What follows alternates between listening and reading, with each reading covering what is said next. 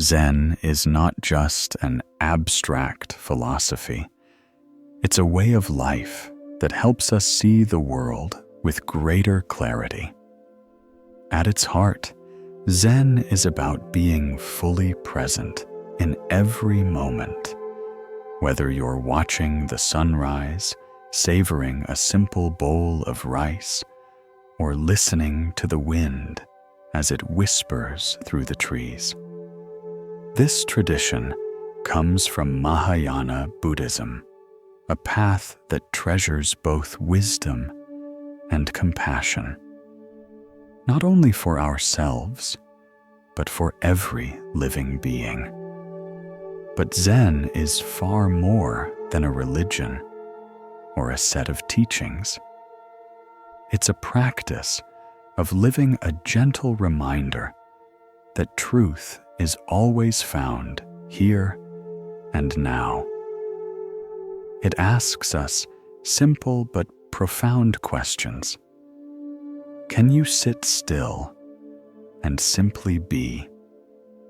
Can you sweep the floor without attaching any extra meaning beyond sweeping? Can you sip your tea without letting your mind scatter in 1,000 directions? Zen doesn't push us to chase something better. Instead, it quietly points us back to the richness already present in this very moment. That's why ordinary actions hold such deep value in Zen. Inside a Zen monastery, nothing is too small to be sacred. The way you walk, the way you eat, the way you clean your bowl.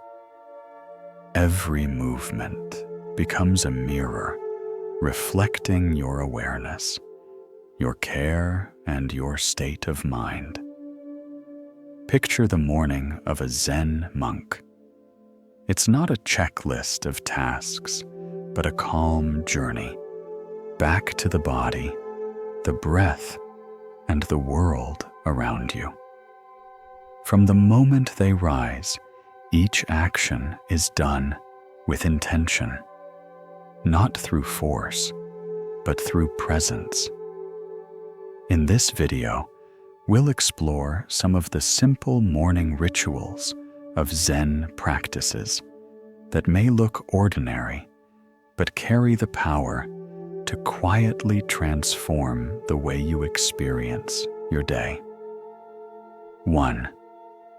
Waking before sunrise. In Zen monasteries, the day begins in the early hours when the sky is still dark, the stars still shining, and the world resting in silence. Waking early is not about working more or chasing productivity. For the monks, it's an act of devotion. Rising before the sun is a way to honor life itself, greeting each new day with full attention, presence, and respect from the very first moment. 2. The sound of awakening. In Zen monasteries, the morning begins with the sound of a wooden board called the Han. It's struck in a slow, steady rhythm, often accompanied by a chant. Life and death are of the utmost importance. Time slips away quickly, and once it's gone, it can never return. Awaken. Awaken. Take this to heart. Do not waste your life. These words are not just a ritual.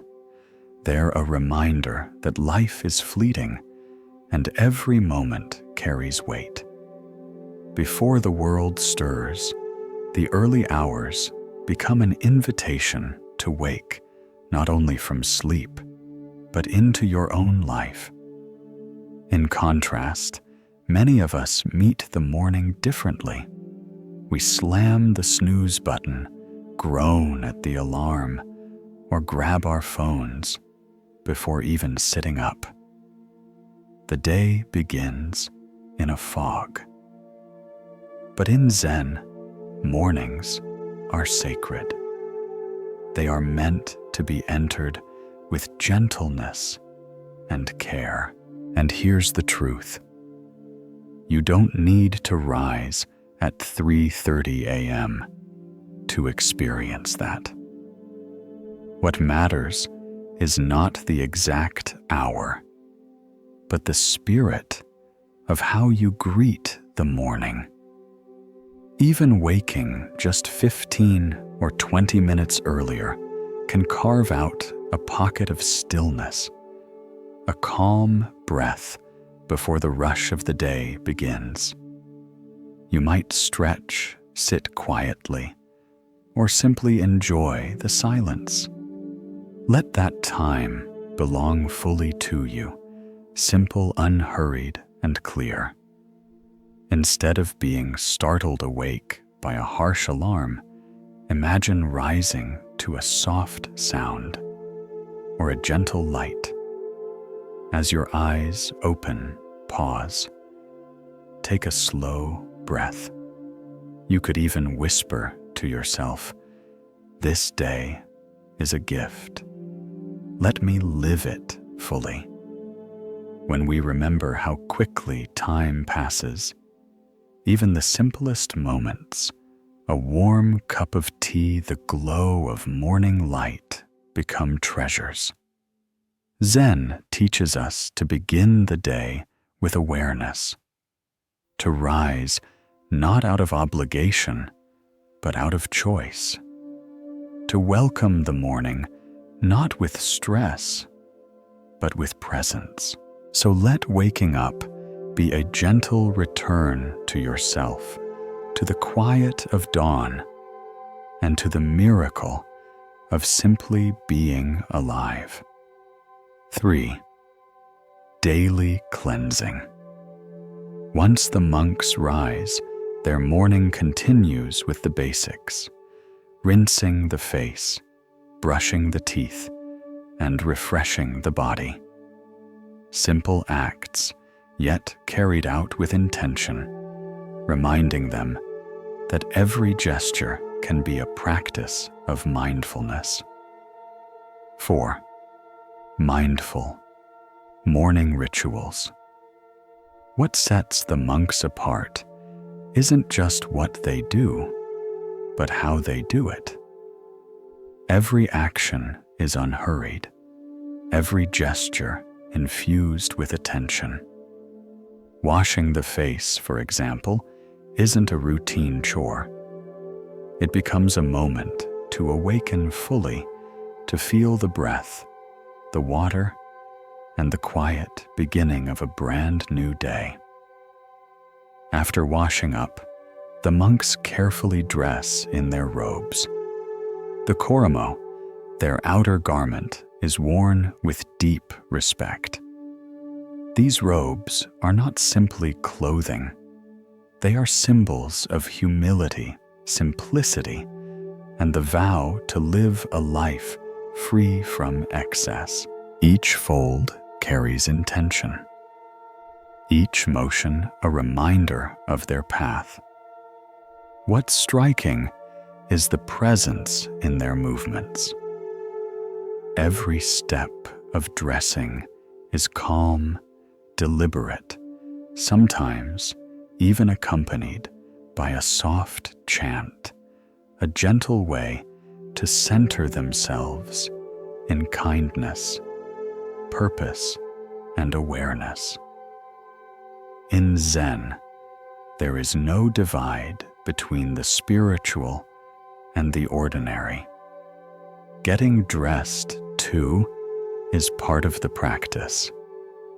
There's a saying, "The way you do anything is the way you do everything." And this is where we can learn. After waking, take a few minutes just to sit quietly. breathe. Notice how you feel. When you brush your teeth or wash your face, slow down.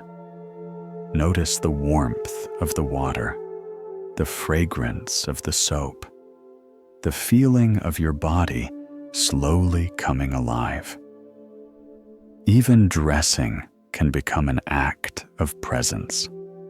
Instead of rushing on autopilot, notice the fabric of your clothes, the way they've been folded, the small choices you make. Folding your clothes with care or choosing an outfit with intention turns an ordinary moment into an act of quiet self-respect. Simple things like washing your face, brushing your teeth, or putting on your clothes aren't just chores. They're small opportunities to honor yourself, to live with mindfulness, one moment at a time. And here's the best part: you don't have to live in a monastery to embrace this. It's not about changing your entire life. It's about changing the way you move through the life you already have. 5. Practicing Zazen. At the very heart of Zen lies Zazen, the practice of seated meditation. It is here that the stillness of the body and the openness of the mind come together, forming the foundation of Zen living. 6. The heart of Zen. Zazen. At the center of Zen practice lies one simple yet profound act: sitting still.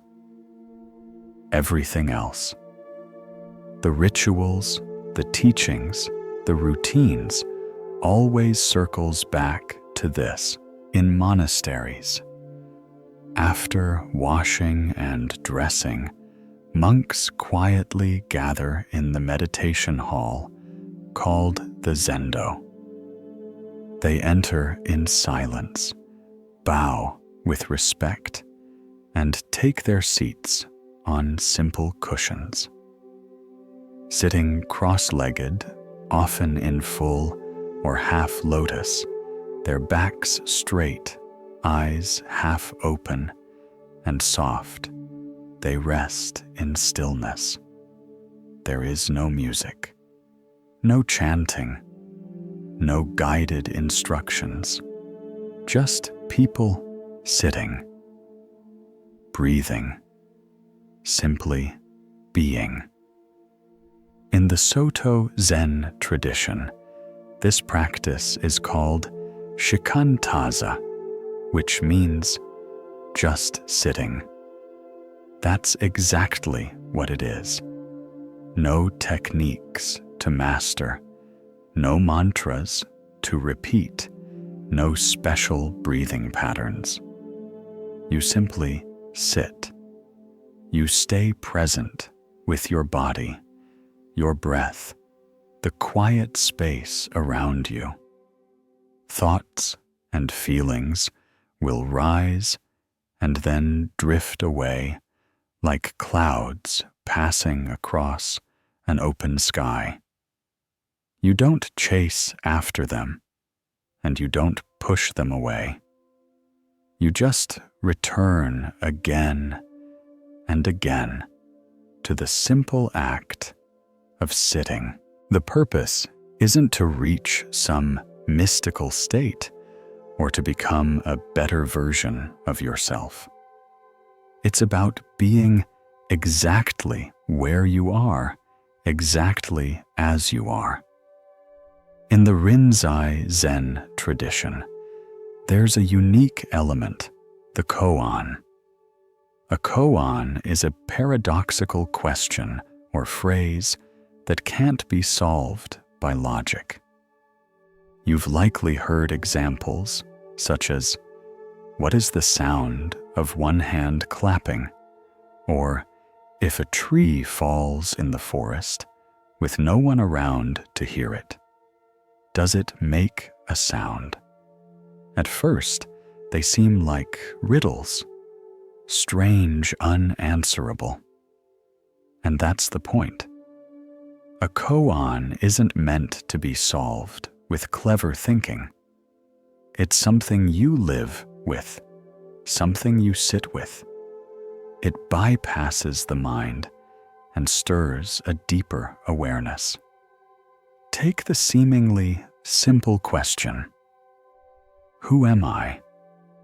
The thinking mind immediately rushes to respond, but Zen asks you not to answer, just to stay with the question, to feel it beyond words. 7. Beyond words. Living with a koan. When asked, who am I? The mind instantly begins listing answers. I'm a designer. I'm someone who loves books. I'm a son, a friend. But Zen invites you to look deeper before the names, before the roles, before the labels. What remains when all of that falls away? The koan doesn't ask you to explain. It asks you to experience, to notice what's present before the mind starts spinning its stories. And if you sit with it long enough, something interesting happens. The thinking mind gets tired. It keeps searching for an answer, but fails again and again until eventually it gives up. And in that letting go, something new appears. Not an answer, but a presence, a quiet awareness that doesn't need words. That's the essence of a koan. It's not there to give you knowledge. It's there to strip away illusion, to reveal the false identities. You cling to the beliefs, you hide behind the background noise you didn't even realize you were trapped in. The beauty is, you don't need to be in a monastery to begin. You can practice right where you are. Just 5 or 10 minutes is enough. Find a quiet spot. Sit on a cushion, a folded blanket, or even a chair. Keep your back straight, but at ease. Rest your hands gently. Your eyes can be open or closed, whichever feels natural. Let your breath rise and fall without forcing it. There's no need to aim for peace or chase a special state. The practice is simply this sitting, being, showing up for this moment as it is. Forget about doing it perfectly. Zazen isn't about getting it right. It's about being present again and again, learning how to sit still even when your mind is restless, learning how to stay grounded even when life around you feels noisy or chaotic. And over time, something begins to shift, not with a dramatic flash, but with a quiet subtlety, like remembering something you'd forgotten, a calm that was always there, waiting for you to notice. 8. Morning chanting. After meditation, monks often come together for the morning service, a quiet time of chanting. These chants are drawn from ancient Buddhist texts, like the Heart Sutra, or the Great Compassion Dharani. They're usually recited in classical languages, Sanskrit, Sino-Japanese languages, that even many monks don't fully understand. But that's not the point. The true power of chanting isn't in translating every word. It's in the experience itself, the steady rhythm, the flow of breath, the vibration of sound resonating through your chest. All of it becomes part of the practice. And when voices join together in harmony, something remarkable happens, a feeling of connection. Connection, not just with the people chanting beside you, but with something timeless, something larger than yourself, a lineage, a community, a living thread that stretches far beyond this single moment. At its heart, chanting is an act of devotion, not necessarily to a deity or figure, but to life itself. It's a way of speaking with care, breathing with intention, and showing up fully, even in the repetition of a single phrase. And you don't need to be in a monastery to try it. You can create your own version at home, just 5 minutes in the morning. Sit quietly. Choose a phrase that feels meaningful to you. It could be traditional or something simple like, "May I meet this day with openness." All beings are connected. This breath, this moment is enough. Say it softly, slowly. Repeat it a few times. Let the words settle in your body. When you finish, you might bow your head, not to the phrase itself, but to the day ahead, to your own willingness to meet it with presence. And if you're drawn to traditional chants, you can listen to recordings of the Heart Sutra or other Zen chants. You don't need to understand every syllable.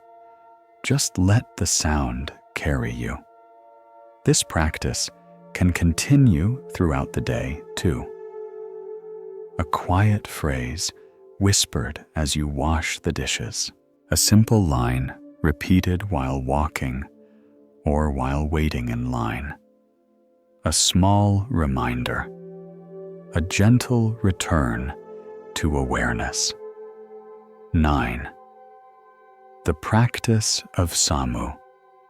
After meditation, some monasteries invite the body to awaken with gentle movement, slow stretches, flowing martial forms, sometimes qigong or yoga. The purpose isn't to strain or push, but simply to bring the body to life. Breath and movement come together, and the stillness of meditation begins to flow into motion. In many Zen monasteries, the day then shifts into Samu, the practice of mindful work. The word Samu in Japanese means work, practice. But in Zen, it's far more than just completing a task. It's about engaging in any action, folding a blanket, sweeping the floor, pulling weeds with full awareness. It becomes meditation in motion. You're not simply wiping a table. You're noticing the texture of the cloth in your hand, You're aware of your breath, your posture, the rhythm of your movements. That's Samu. It's not separate from meditation. It is meditation just expressed through action. Every morning, temple grounds are cleaned. Not because they are dirty, but because caring for the space is a way of caring for one another. Sweeping becomes a way to sweep the mind clear. Wiping a window becomes an act of inner clarity. There's no music, no idle chatter, no rushing. Just the sound of the broom, the cadence of the breath, and the presence of the task. There's an old Zen saying, "A day without work is a day without eating." In Zen, work is never apart from practice. It is practice. Mindfulness doesn't end when you leave the meditation cushion. It flows with you into everything, even into scrubbing a toilet. In the outside world, we tend to split life into categories: spiritual practice, here chores, over there. We imagine peace comes after the work is finished. But Zen doesn't separate the two. Through Samu, you learn to bring awareness into the smallest acts. And when you do, you realize the small things were never so small at all. Work becomes a teacher. Each task becomes a chance to slow down, to show care, not because it's important in itself, but because you are fully present in the doing. 10. Practicing Oryoki. At the heart of Zen is the reminder: this moment is all we truly have. You can try it yourself. In the morning, wake your body, gently stretch, a little flow through a few yoga poses, or simply move mindfully. Whatever helps you arrive fully in your body. Do it slowly. Feel each breath. Let that be enough. Then choose one simple task. Make your bed, wash a dish. Wipe the table. No music, no phone, no distractions. Just you, your breath, and the task. Feel the warmth of the water. Notice the sound of the cloth against the surface. Be aware of your posture as you move. You're not doing it to check something off a list. You're doing it to be with it. And that's the shift. Even a few mindful minutes each morning can change the way you see your day. Over time, you'll begin to care less about how quickly things get done, and more about how present you are while doing them. And in that presence, there's peace. Oryoki, the way of eating just enough in Zen monasteries' mornings, often continue with oryoki, an ancient practice of mindful eating. The word oryoki means just enough. It's not about indulging or filling the stomach. It's about honoring food as something sacred. At breakfast, monks gather in silence. Each carries a special set of bowls stacked neatly inside one another and wrapped in cloth. From the moment the cloth is unfolded to the final washing, every action is carried out with care. Nothing is rushed. Nothing is wasted. Like Samu, there's no chatter, no phones, no music, no distractions. Only the simple act of eating with full presence. Before the meal begins, a chant is recited, not as a routine, but as a heartfelt offering of gratitude. Gratitude to the farmers, to the cooks, to the life that gave itself so that we may eat. The meal itself is plain, warm rice. Porridge, a light soup, perhaps a few pickled vegetables. It's not about taste or indulgence. It's about nourishment. The beauty of oryoki lies not in what is eaten, but in how it is eaten. Every gesture matters. Every bite is noticed. Eating becomes meditation. And when the meal ends, it doesn't simply end. It flows seamlessly into the next practice, carrying the same spirit of presence and gratitude. 11. Nothing wasted. Everything honored. After the meal, even the cleanup becomes part of the practice. A small piece of pickled plum or radish is placed in the bowl with warm water.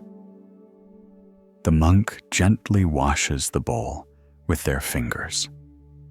That water, now carrying the taste of the meal, is then quietly sipped. Nothing is wasted, not even the rinse water. It may seem like a small act, but it's a powerful reminder. Every drop matters. Every bite of food comes from effort, from the earth it grew from, to the hands that prepared it. Nothing is taken for granted. When the bowls are clean and dry, they're carefully wrapped and folded.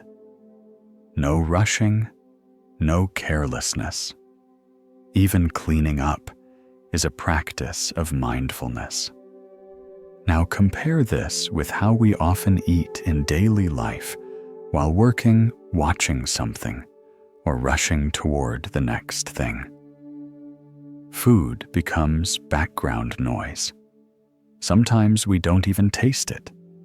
We eat past fullness, and we forget how fortunate we are to have food at all. Oryoki invites us to do the opposite, to slow down, to turn eating into a practice of gratitude, simplicity, and presence. It reminds us not to take more than we need. It encourages us to loosen our grip on strong likes and dislikes and simply receive what is offered, whether it's delicious or plain. In a world that constantly pushes us to want more, Oryoki quietly asks, "What is enough?" And you don't need monastery bowls or rituals to practice this. You can bring it into your own life in simple ways. Start with gratitude. Before your meal, pause. Take a breath. Say thank you in your own way. Eat in silence, even for just a few minutes. No phone, no TV, just you and your food. Move with care. Notice how you hold your spoon, how you place your cup. Let every movement carry respect. Listen to your body. Ask yourself, Is this enough? Remember, oryoki means just enough. Not too little, not too much. Clean up slowly. Washing your plate can be the final thank you, the quiet close to the ritual. Because in the end, oryoki isn't about being strict or perfect. It's about remembering. Remembering that this meal, this body, this life, none of it is guaranteed. In this moment, we are fed. We are alive. And that truly is enough. Closing message. If you found meaning in this video, explore our philosophies for life playlist for more timeless wisdom. And if you'd like to continue the journey of finding peace, success, and happiness through ancient teachings, don't forget to subscribe. Thank you so much for watching.